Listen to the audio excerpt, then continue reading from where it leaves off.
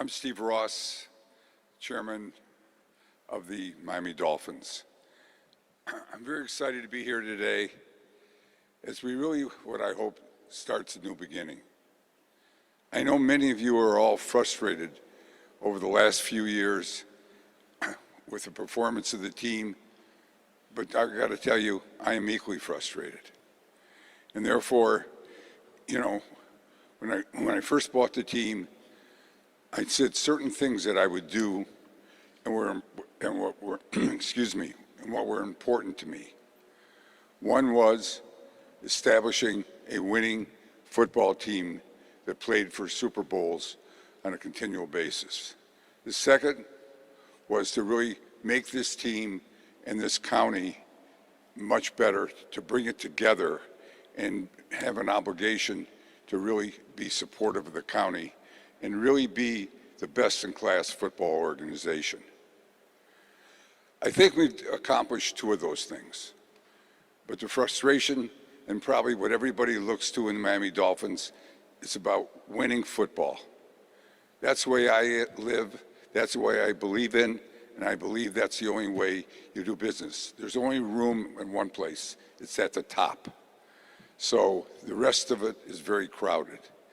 And so the frustrations, I know that you've all had, reading the newspapers, which I don't read anymore, because it just emphasizes to me the frustration that I have. So I really look to this to really be a new beginning. And we've done it, in getting ready for that, you could see what was happening during the season. We started early and really so that we could be very thorough in our search in trying to find the right people to lead this organization. And I'd like to first of all thank the people that really worked, tirelessly in talking, thinking, working together. I'd like to thank, it was really headed up with Tom Garfinkel and Danny Silman, Brandon Shore, Dan Marino, and Troy Aikman. And we were able to really use the knowledge that they all had in really trying to find the best leadership for this team going forward. And we really were very thorough, knowing what we were going about. And when you really look and think about people, you want to get people who are winners, people who came from winning organizations, so they know what winning is. It was like, I guess probably the greatest remark is that winning is important, or winning isn't the only thing, the Vince Lombardi line, it's the only thing.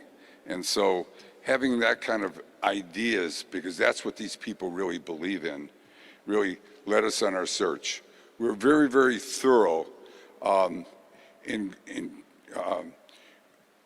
reviewing who was available, what people thought of them, what their backgrounds were, and I think, by doing that, we were really in a position to really be able to pick the coach that we thought would be the best. But we first started with a general manager, in which we had some time. And one person clearly stood out. I mean, the experience he had, and having really been part of winning organizations, Super Bowls, but his enthusiasm for the game and his knowledge of the game and the knowledge of how the league works and what it takes to create a winner stood out far and above anybody we spoke to. I know the first conversation we could have with him was via Zoom, and into about 10 minutes into it, I just said, hey, this is our guy. And I'm very, very thrilled to really, welcome Jon-Eric Sullivan as our general manager. And then we had to go out and find the coach, and I thought maybe he would really be partial to, the Green Bay Packers, but we really totally thorough, and he was totally objective. And after interviewing, talking to people, they were all really great candidates. I think the enthusiasm, the knowledge, the background,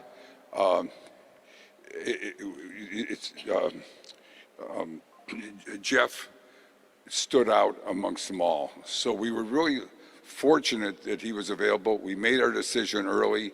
As you know, there are many openings this year, probably more than ever before. And I'm very happy to be standing today knowing we got who we wanted and that the rest of the teams are still looking. So we are now preparing, really getting ready immediately to really fulfill the ideas, what we all want to see is a new generation of winning football games and being very, very competitive. So with that, I'd like to introduce Jon-Eric.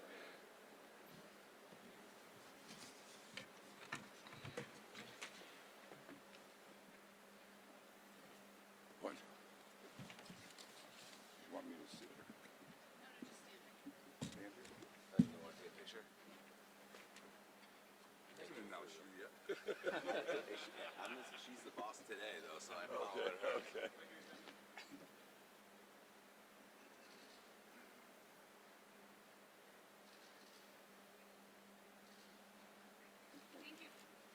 Cheers, baby.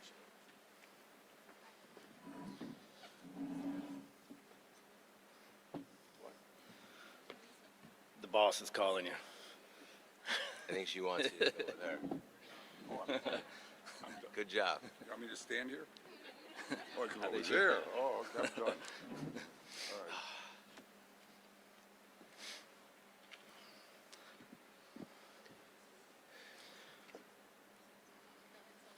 Good morning to everyone. Appreciate everybody being here. I think before I even get started, the most important thing is for me to express gratitude. And it starts with the Ross family, especially Stephen. You have bestowed upon me an opportunity of a lifetime. I will be forever grateful. The magnitude and responsibility of what lies before me in this role does not fall short on me. I will go to work every day and work tirelessly along with the other great people in the building, the leadership committee, to bring you the winner that you deserve. To the search committee, Danny, Tom, Brandon, Troy, your wisdom, your guidance, your communication throughout the process was invaluable to me and this organization. I can't thank you enough. It was a long road, but it was a very productive and fruitful road, and I think we ended up where we needed to be. So thank you. Saying that, it was a nice look under the hood for me in terms of the collaboration and the work ethic and the communication that will allow us to do a lot of really excellent things together down the road. To the Packers organization, I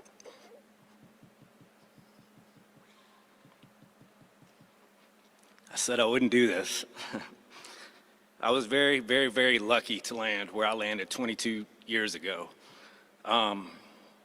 Very lucky to be mentored by some of the best in the business. Phenomenal people that happen to also be excellent with what they did in their profession. I was very fortunate to be entrenched in a process, a proven process that brought 30 years of sustained success to that place, and that others have left and gone on to have success around the National Football League with.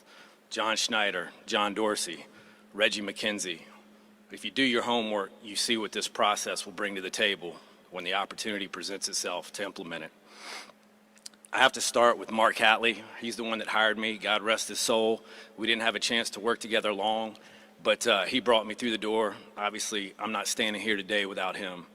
Ted Thompson. Ted Thompson, in my opinion, is one of the best to ever do it. He was a guy that was seen, not heard. He trusted the process, and more importantly, he trusted the process through times of adversity. He never wavered. We will implement that here, that same thought process, that same conviction with how we move and work every day. The thing that I will take away from him, most importantly, is beyond anything, he always, always did what is best for the team. I will not stand up here and make a whole lot of promises today, but the one thing I will tell you, and I think is vitally important for everybody to know, especially the players that are here, every decision that falls within my line of responsibility will be what's best for the Miami Dolphins, unequivocally. It'll never be about personal relationships or personal agendas. It'll be what's best for this place and the greater good. Brian Gutekunst was probably who had the most impact on me because of how our careers fell. I was always kind of chasing Brian. He was a Southeast scout, then I was a Southeast scout, then he was the college director, then I was the college director, and so on and so forth. Having said that, he was a tremendous sounding board for me all the way through. His belief and faith in me, I can never repay him for, and I'm grateful for the relationship. He's one of the best in the business. The thing that he showed me and taught me is preparation, preparation, preparation. Player acquisition it's an everyday, 365-day-a-year job. It does not stop, and you have to be prepared and ready to strike when the opportunity presents itself. We will move with responsible aggression here. We will utilize every avenue of player acquisition to bolster this roster, and working with him and alongside of him has showed me how to do that at a high level, and I think that will benefit this place as we move forward.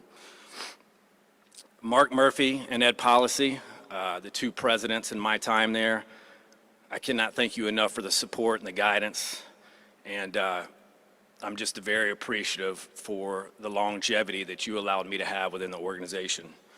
To my greatest mentor, my father.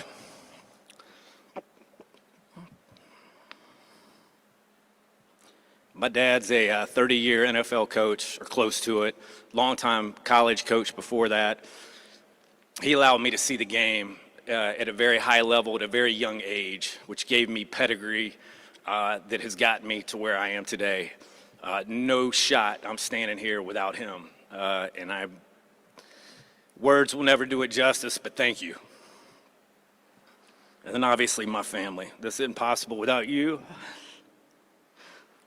I'm gonna get beat up in the media before I even start. Like, this guy couldn't keep it together. Being a dad to you, Samantha, you, CC, you, Mia, and then a husband to you, Jen, is the greatest honor of my life. Regardless of whatever we accomplish in this profession, nothing ever trumps that, so just know that. In my short time here with ownership and the leadership, I can sense a burning desire to win and do things the right way. I've said it before and I'll say it again. I don't take it lightly that I've been put in this position, and every day that I walk through those doors, I, along with the other great people in this building, will make sure that we do everything possible to bring you and your family, Stephen, the winner that you deserve. The goal is simple. It's a standard of excellence. We're chasing championships. It's as simple as that. This is a tough business. It is not a complicated business, in my opinion. And the things that we do day in and day out, the little things, will get us where we want to go. Together, we will implement a proven process. We'll build something special, but we'll build something that is sustainable over time. It's not going to be an easy road, but I think the journey is well worth going on, and we will do it together, and we will achieve together. And when we get to the end of this thing and we hoist that trophy, we'll realize that we started at the bottom, we fought our way to the top, and it'll be one of the more special moments of all of our lives. I have no doubt that we will get there. The pillars will be a draft and develop philosophy. I've already spoken on that in previous interviews, but we will draft, develop, and retain our own. There are things that come with that. Number one is culture. When you raise your own, people are vested, they're bought in. There's a financial component to it with rookie contracts. It keeps you in a healthy cap situation. But the most important thing is the culture piece of it. Free agency, we will be very intentional and deliberate how we move about that. We will definitely utilize it when we get into a healthy cap situation, and we can. But we'll be disciplined, we'll be intentional, and we will chase difference makers that add value to the field immediately, but also add value to our locker room in terms of the kind of culture that we want to build. It's my job to turn over every rock within the player acquisition game, if you will. We will utilize every avenue, and the most important thing that I want everybody to take away today is we will bring in the right kind of people. I've said many a times, Miami is a very attractive place to come and play football. It's an attractive place to work. But if you don't infuse this locker room with the right kind of people, it can be a distraction in a hurry. That is our job as a personnel staff, to give Coach Halfley the kind of guys that want to chase championships, that are selfless, that are mentally and physically tough, who have a burning desire to be the best football players that they can be. Jeff Halfley, I can tell you today, you've got a phenomenal human being who is an excellent football coach. This process was thorough. We spoke with a lot of very, very talented coaches who brought a lot to the table. And it was a great process because in speaking with all of them, it just confirmed my conviction on that this was the right guy. I got to watch him work for 2 years. Jeff is a friend of mine. We've become friendly over the last 2 years, but understand this hire was based on professional respect. I have watched him day in and day out connect with players. I watched his ability to teach. I've watched his ability to inspire, and I've watched the intellect and the organization and how people, coaches and players around the building, buy into him. He will bring discipline and accountability, not only to his players, but to his coaching staff. Coaches will have to teach. That is vitally important. We're aligned in terms of player development. I told you, we're going to draft, we're going to develop, we're going to retain our own, but that only works if you're aligned within the player development part of things. We are. His emotional maturity, his ability to get through the bad times and keep people on the ship when everybody else wants to jump is something that stood out to me. And he is a master of the game. Obviously, defense is his trade, but he's got a deep knowledge of special teams and offense. And I think more importantly, the toughness and the kind of attitude and competitive atmosphere that he will bring to this football team will speak for itself as we move down the road. Again, I'm not here to make predictions. That's not my job. But we're going to set a standard and a way of doing things early on. And as we move down the road, I have no doubt that that will bring us to where we want to go in terms of win and losses. The culture of competition, hard work, resilience, and love for each other will bounce off the walls of this place day in and day out to where you can't deny what we're about. I thank you for your time. I'm excited for this journey. Let's go.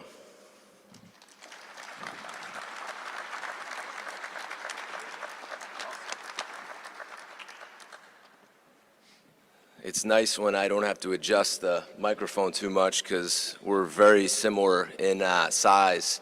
It was that way in Green Bay too with Matt, so thank you, Sully.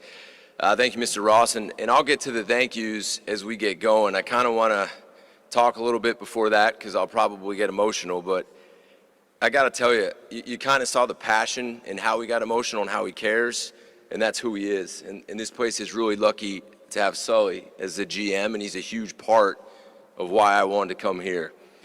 I'm not one to write things down. I'm not one to sit up here with a detailed plan on what I'm going to say. I think for those that are going to listen to me and ask questions, what you see with me is what you get. It's going to come from the heart, it's going to be honest, and it's how I'm going to feel.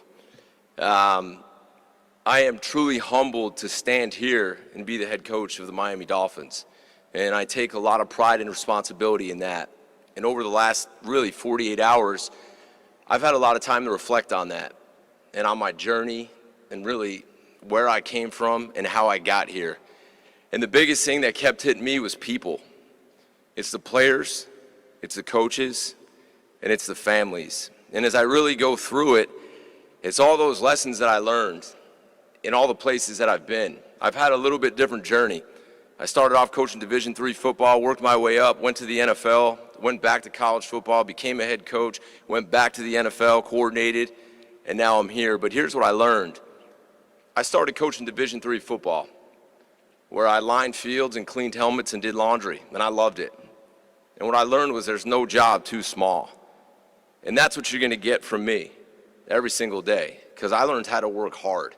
like really hard. And there's no replacement for that, and there won't be here. And as I continued to move up, I learned a lot from a lot of coaches. I learned how to tell people the truth. I learned how to tell players the truth, even if it wasn't they wanted to hear. I learned that it's okay to tell a player you love them and to pour everything you can into them because they're going to give it right back to you. I learned how to be at my best when things get hard. And I learned that when things are good, that's when I got to put my thumb on them. I learned what it's like to hold people to an extreme level of accountability. I learned what toughness is about, and I learned how to grind. From Hall of Fame players, I learned that you can't be afraid to coach guys. Every good player wants to be told what to do and how hard to do it, and you can't back down because they all want to get better. I learned about alignment and that you have to have people's backs and you have to come together, which is a huge reason why I'm here today with this guy right here. I learned how to win, and unfortunately, I've taken some losses. But what I've learned, I'm going to get back up every single time. And so are those people that are around me every single day. And in doing that, I've kind of had the core beliefs which we're going to instill in this football team, into the players and into this organization. And the first one is trust. And a lot of people use that word lightly. I don't. And I think right now in the world we live in, a lot of people are slow to trust. It might be you, it might be the players, and that's all right, because I'm going to earn it. Because actions speak louder than words. I'm not going to be one to sit here and talk a lot, but I'm going to follow up with what I say I'm going to do. And so are our team. The next thing that I believe in is belief. And I think this is really powerful because it's a hard world right now where people read stuff, they see stuff, and you'd be surprised on how much insecurity there is with players, with coaches, with everybody. And I'm going to let those players know that I believe in them. And in turn, what you're going to see a group of guys that believe in themselves. And that becomes powerful. Because when they start to believe in themselves and our team starts to connect with each other, then look out. Because you get that connection, and then we want to talk about accountability, then we have accountability. And accountability is love. And it's an extreme level of accountability. And when we build a standard and it starts to become real, the player will start to hold themselves accountable. But that's going to start with me. And the final thing that I'm going to talk to them about every single day is toughness. That's physically, that's mentally, that's everything that we do. And it's a toughness that thrives on competition. And it's a toughness that reflects the people and the spirit of the city of Miami. And that's what I'm most excited about. And as we piece this thing together, it's going to take time, and there's going to be a lot of hard work. But then it's going to be built the right way, like the foundation that was laid for me when I was coaching Division III football, and I learned how to do things the right way. And that's how we're going to do it here, with a staff that's going to buy in and with a group of men that are going to give everything that they got. And I can look you guys in the eye and tell you I cannot wait to get started. And now really to my thank yous to Mr. Ross and your family, thank you for believing in me. I do not take that lightly, and I will do everything I can for you and your family.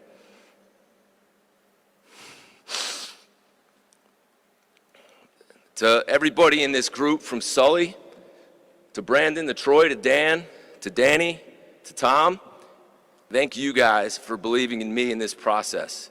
You guys put me through multiple interviews. We spent time talking to each other. We had multiple hard conversations on phone calls, but it was always the communication, and it was awesome, and I appreciate it. I want to thank all the coaches that I've ever been around, from WPI to Boston College to every NFL team, and I want to thank the players, because I wouldn't be here without those players. I learned more from players than I've learned from coaches, and I hope they feel that way with me, because the thing that I got into this for was changing lives, and there's so many of those players that changed my life too. I want to thank Matt LaFleur and the Green Bay Packers. The last 2 years have been two of the best of my life. He's a great football coach, he's a great friend, and he's going to have continued great success. I also want to thank those players there. In 2 years, we got real close. I mean, really close. The love, the connection, the support. It was hard to say goodbye to those guys, but the phone calls and the texts to you guys meant everything to me. I love you.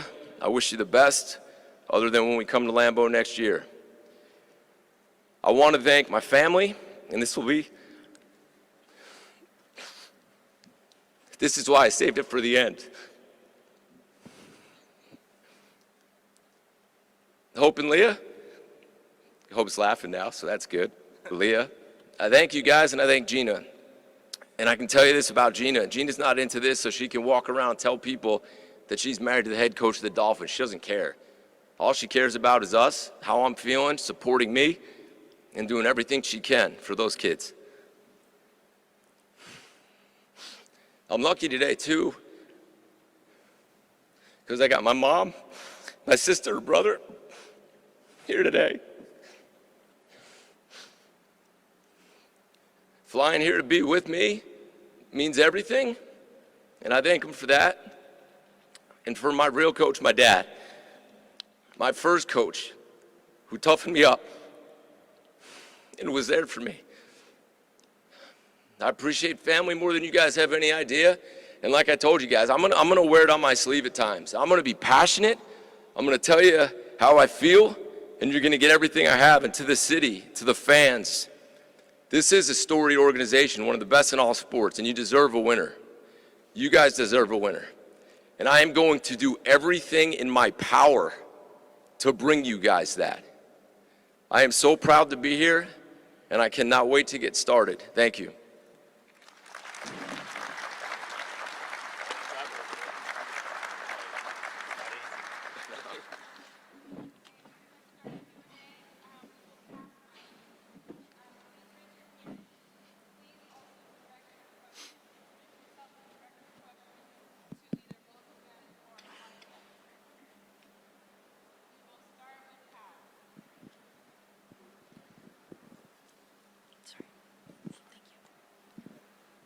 Hi, Hal Habib with the Palm Beach Post.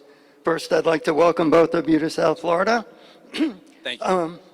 I'd like to ask you, when you were talking with Steve Ross over your two roles, how did he lay out his expectations, his vision for what you would accomplish? Obviously, I'm sure he mentioned winning many, many times, but how did he put it to you? Was there any kind of timetable that he expressed to you? Was there any recognition of the constraints you have with the salary cap?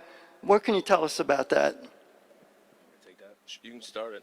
Sure. So what I would say to you right from the jump, and my communications with Stephen Ross was, like I said, the desire to win. But he made it very clear. I mean, quite frankly, his words to me were, if you don't get this done, you will never be able to say it was because you didn't have the resources, which tells me everything I need to know. I think we all know that every place is not like that. I come from a place, the last 22 years, it's all about winning. Every decision we make is about winning. And I could feel that from Stephen and Danny and Tom and everybody that was involved in the process from the jump. And so, yes, there were some more specific things that were talked about, but at the end of the day, the burning desire to win and his ability to articulate how important it was and what he was willing to do to get there spoke volumes to me. To be perfectly honest with you, of course, I wanted to be a general manager in the National Football League, but I wasn't leaving to go just anywhere. The place that I worked at afforded me that flexibility. This was very attractive to me because of Stephen, his desire to win, and the things he's willing to do to get us there.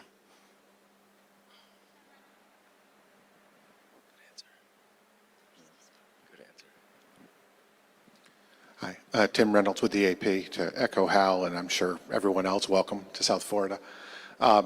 Jeff, I wanted to ask you, you talked about your journey and the D3 start. How different, I guess, are you, or what do you still take from Sienna and Ed Zaloom and Bob Ford? And surely you didn't envision this, but I guess how much of that guy is still within you? Yeah. What you took from those times? One, thank you for bringing them up. I mean, I talked to Ed Zaloom, probably he texts me before almost every game, and that's the head coach who was at WPI. And then Bob Ford is one of the winningest coaches in all of football. He took Albany from Division III to II to 1AA all the way to 1, and he's one of the best to ever do it. I learned everything from those guys. It's what I just talked about. It laid my foundation. It taught me how to work hard. It taught me how to treat people. and it taught me how to coach the game of football, the fundamentals, the technique, and it told me there was no shortcuts, right? I wasn't a guy who all of a sudden started coaching and I was sitting here in the NFL. I had to work, and I had really good role models to look to do that, and I would do it no other way. And what I take from that, that's how the foundation's going to be built here, and it has to be. And it's got to be built on fundamentals and technique, and it has to be built on hard work. And those are the things that I'm glad I learned, because nothing was easy for me, and it's not going to be. But if you do things right and you surround yourself with the right people and you bring that energy that they had and pour that love into them like they did to me, then look out.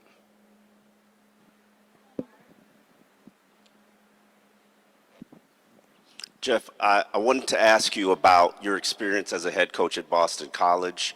What did you learn from that experience, and why did you eventually leave to go back to the NFL? Yeah, a 40-year-old head coach who, we just left the playoffs at Ohio State where I was the coordinator, and my first week on the job, or my first month on the job, COVID hits. So I had to learn that everybody's got a plan until you get punched in the face, and I got punched pretty hard. And what I learned about myself is you can get through anything if you get organized, you get detailed, and you go one step at a time, and you just go to work. And you surround yourself with a really good staff, and you pour into your players, and you bring that energy. And I learned a ton. I had to do a lot there. I had to do academics. I had to worry about nutrition and residence halls and everything you can name it, and deal with the Board of Regents, and I had to be a CEO. And I'll take a lot with that from there to me here. I made mistakes, right? As a young coach, which you're going to make in a lot of different ways, and I learned from them over those 4 years. We had some hard years, we had some really good years. But I think those experiences will help me out a lot as I go forward, and I've grown and I've matured, and I have learned, and I can admit those mistakes, and I grow from them so they won't happen again here. So I take a lot with me for those 4 years, and I wouldn't trade them. Why did I leave? At the end of the day, I wanted to coach football. And there was a lot going on that really wasn't allowing me to do that anymore. The landscape had changed with NIL and the portal and everything else that came in. And when Matt called with an opportunity, that was really hard for me to leave. Really hard to leave the staff and leave the players. But talking to my wife and really thinking things through, I want to coach football. It's all I ever dreamed of. And I wasn't doing that anymore, and I didn't feel like I was myself anymore. So we decided it was what was best. And ultimately, I wanted to be a head coach again in this league. So I bet on myself. I took the job, and now I'm sitting here. Hey, Dave Hyde of the Sun Sentinel. Jon-Eric, you both you guys are obviously from Green Bay, and you bring that mindset, the ideas. Could you just talk, and you did a little in the opening, of what the Green Bay way is, or what you two hope to bring here? Sure. I think in terms of player acquisition principles and philosophy, it's, I'm being a little bit redundant, so forgive me if there's frustration level out there, but what we've always done is build through the draft. And again, it's about culture. Now, we have certain principles and pillars within how we approach the draft that I won't get into because I don't want to give away the secrets to the sauce, so to speak. But we're going to build through the draft. We're going to retain our own players, if at all possible, because of the culture piece of it. I think that has allowed Green Bay to have sustained success over time. And then again, there's a financial component, rookie contracts, all that kind of thing. We will utilize free agency. We have to get back to a spot within the salary cap that'll allow us to do that, and we will. But I think if you look over the years at the intentionality of which they've gone about it, Ted was Charles Woodson.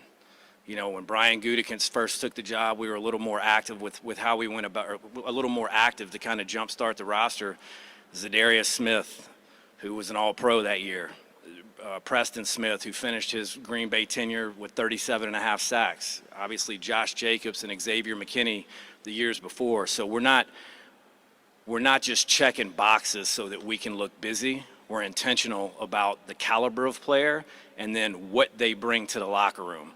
You can't have good culture if you got guys that aren't bought in and wired right for what you're trying to build. And so that's what I would say is we're going to build through the draft, and we'll be very selective and deliberate in free agency. I think you have to be.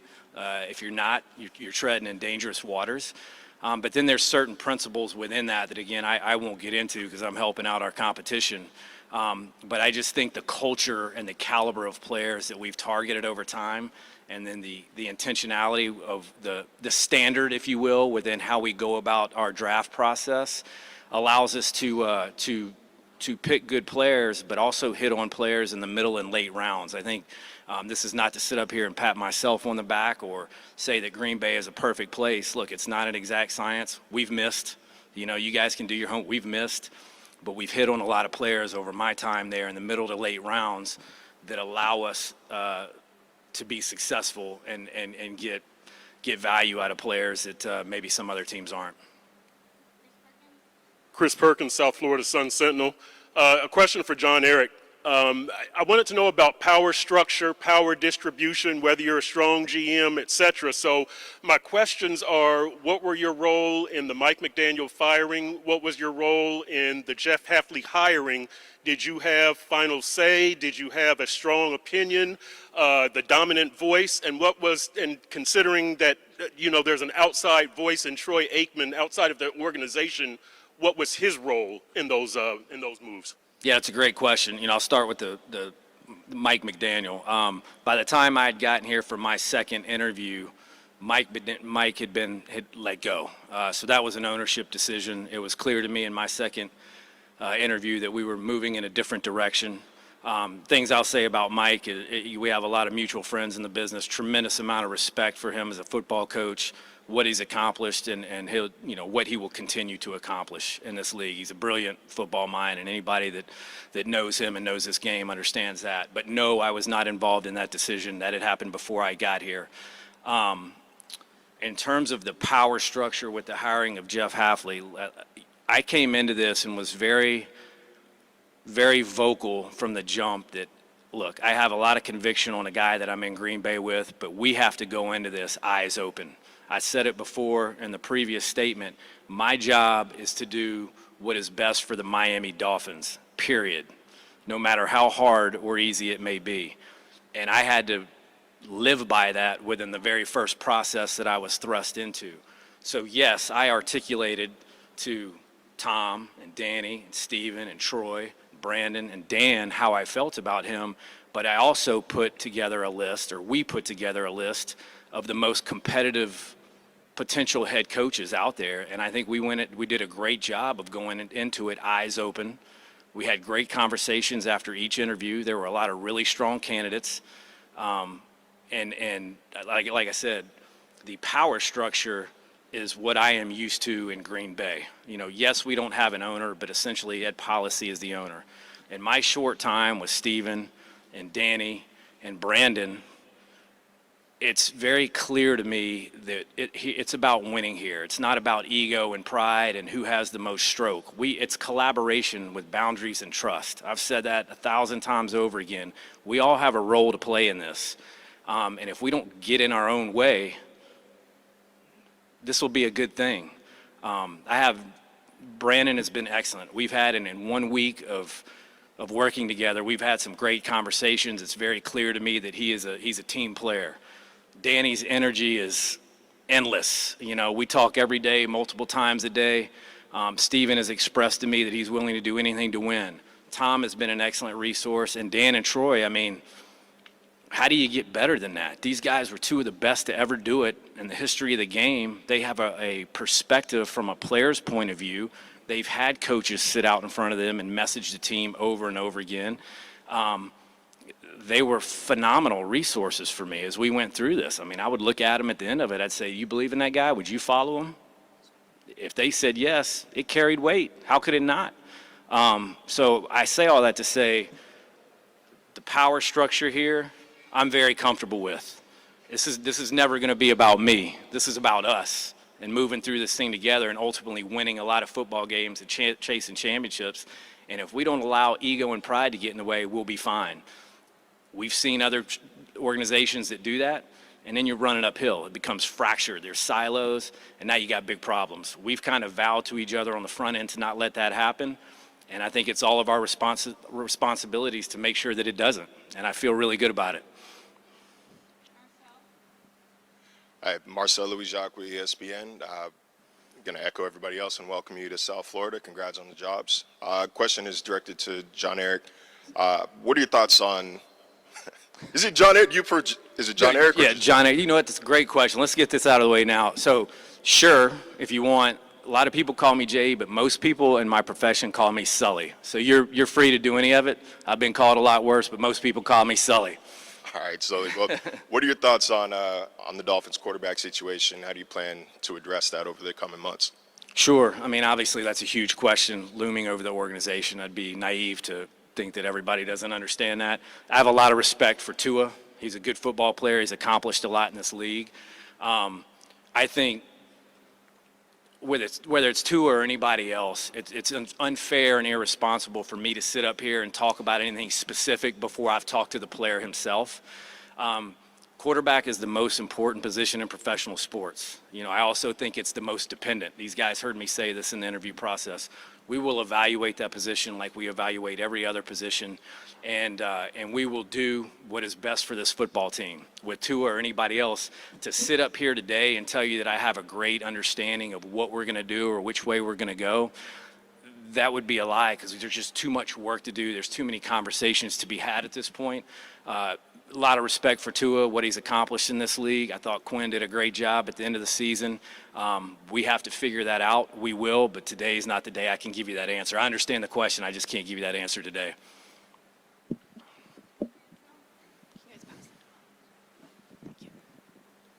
Will Manso, WPLG TV, Miami. Like others have said, welcome to South Florida.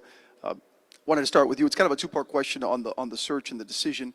This organization has gone in the direction of coordinators as head coaches, first-time head coaches, for a while now. When you were going through the process, how much did you weigh NFL head coaching experience in that process? How much was that part of it? And Jeff, to you as a follow, just how ready do you think you are to take that step to be an NFL head coach and the role, what it takes? Yeah, sure. I mean, it weighed in. You know, I mean, I won't talk about specifically who felt stronger about it than others, but I can say to you, like, it was a big deal to me. I'm a first-time GM. I would be naive to sit here and think that there aren't going to be blind spots along the way that I figure out on the move. I'll figure them out. We'll be fine, and we'll do well. I have no doubt about that. But to have a head coach who sat in that chair in the National Football League before would have been a tremendous asset to me. Having said that, as we went down the road, it became clear I always had the conviction on half. That doesn't mean that I thought there were really good conversations that took place. To be perfectly honest with you, in the last interview with him, I sat back and kind of let them lead it, because I thought it was important for them to ask and get answers to what they needed to. It became very clear to me after Half's Zoom interview that they saw a lot of what I saw, and that when they came in and in person, it kind of dotted the I's and crossed the T's and slam dunked it, if you will. I don't know if I'm answering your question per se, but I could watch them grow in the conviction that I had coming through the door. But I want to be very clear, it was never done from the start. I know there's a perception out there. I can appreciate that. I understand that. But that is a misnomer by a long shot. There was a process that had to take place. We all jumped into it with both feet, eyes open, and we made the best decision at the end of it that we felt like was going to take the Miami Dolphins to where they needed to be. Yeah. Okay. You want me to follow up with this question, or you want? I'll follow up with your question. All right. Yeah, you asked me if I felt ready. The other thing that I want to reiterate is, you know, I went on a lot of Zooms. I went on 6 Zooms. I had 6 teams call me right after to try to set up a flight to go out there. And most know those teams just by reading through it. I chose to come here first, and that was very important to me. I wanted to get a feel not only for Jon-Eric, but I wanted to get a feel for Mr. Ross and the entire organization. And those conversations led me to want to be here. Am I ready? I kind of took you through my journey, where I've been, what I've done. and the head coach experience that I've had, and then going back and being a coordinator and running a whole side of a room and really being the head coach of the defense. I do believe I'm ready. Now, are there going to be things that I learn as we go through this as a first-time NFL head coach? Yeah. I mean, that's life. But what I'm going to do is I'm going to make sure I surround myself with great people and do everything I can that if I do make those mistakes, that I won't make them again. But I feel more than ready and more than ready to do it here. Hi, question for Sully. You mentioned that it's going to be a process of building this roster out and getting it to where you guys want to be. Just from a construction standpoint, where does that start? What area on this roster does that start with? And do you realistically need to have a quarterback in place, have that situation figured out before you start to figure other things out, or what's that process going to look like? Sure. I think, obviously it always starts with the quarterback. I mean, anybody that's in this business will tell you that, but we'll build this from the inside out.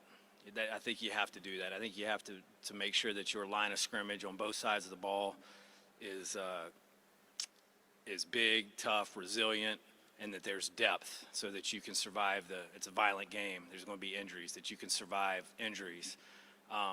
The thing that I think we have to focus most on right now is making sure that we build infrastructure. And yes, we need to get the quarterback situation in place, but we're not going to do it in an irresponsible manner where we sacrifice building the infrastructure of this football team so that when we do find our guy, he can go be successful.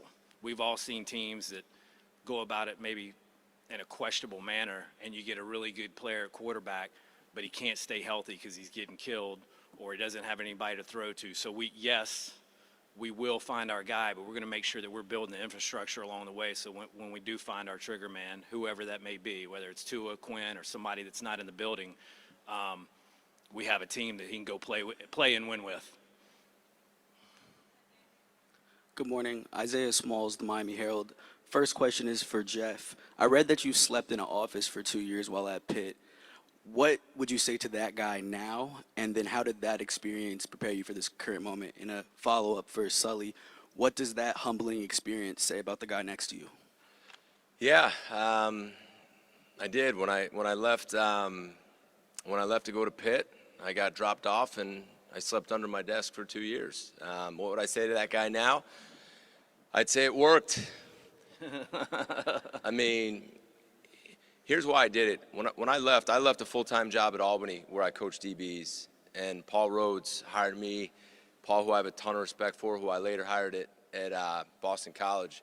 He was a defensive coordinator, brought me with him to Pitt. And what I wanted to do is I wanted to have no regrets. And I wanted to give everything that I had because I had sacrificed a lot.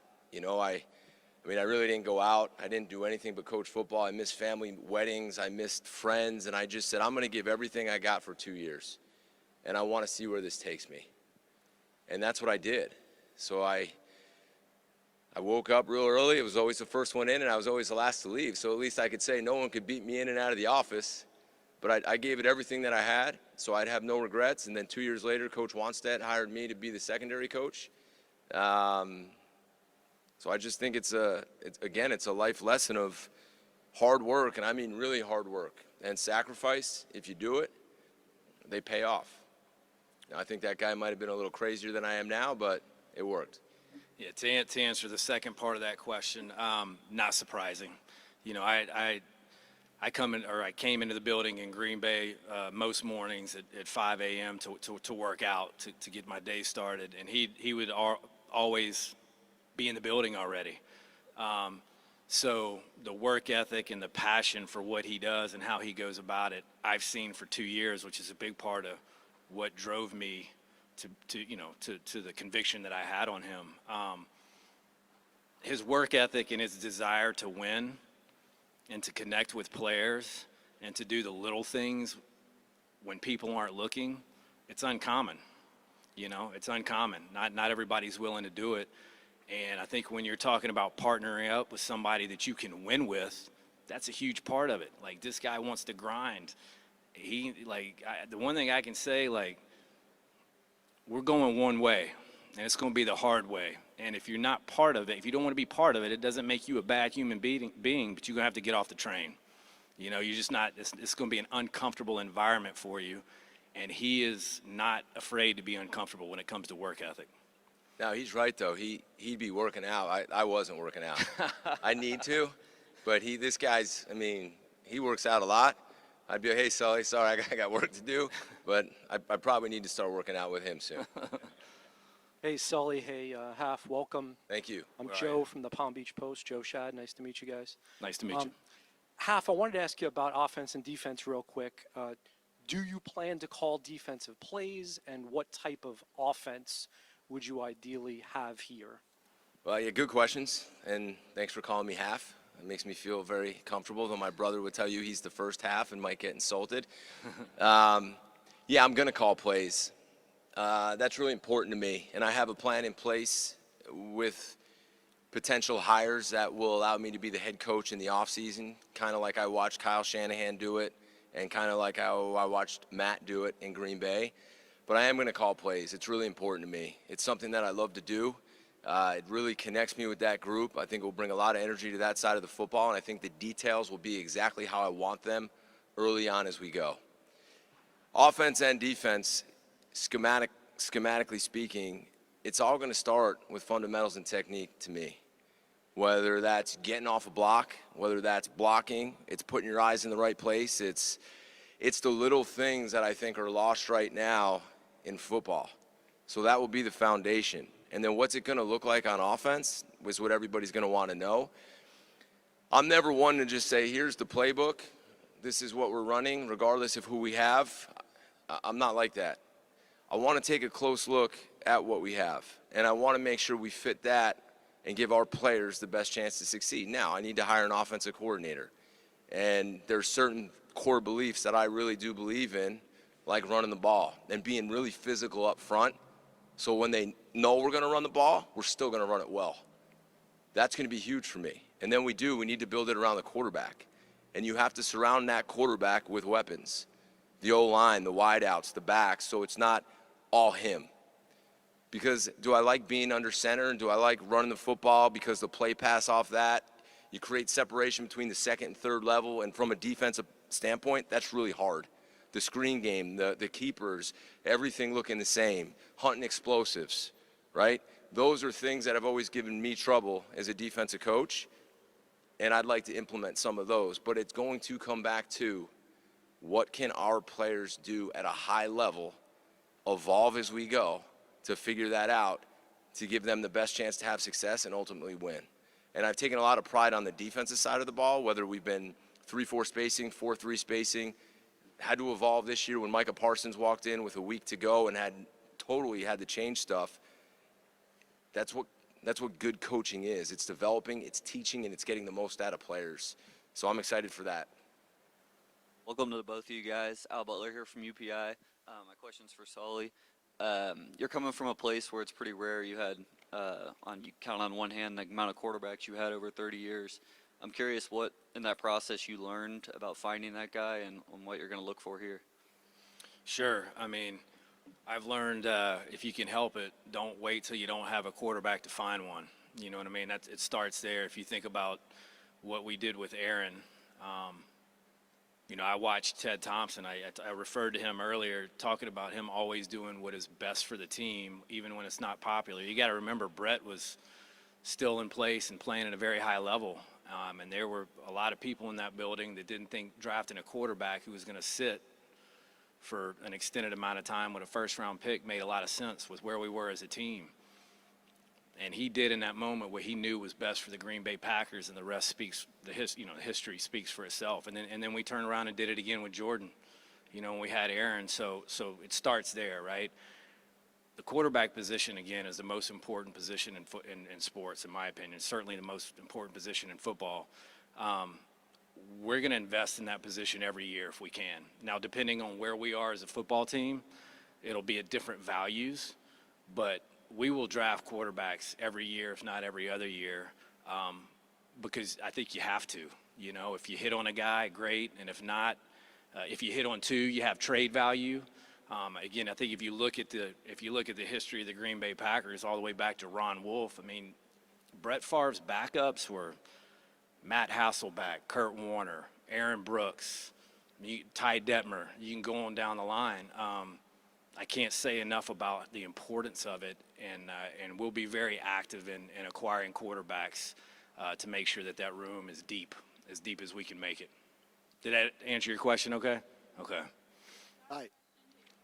David Ferona, South Florida Sun Sentinel. For half, what was Monday like for you? Can you paint the picture of you come in, I'm sure you have another flight to catch for another interview, and all of a sudden you have a job offer, all while the national championship is across the street?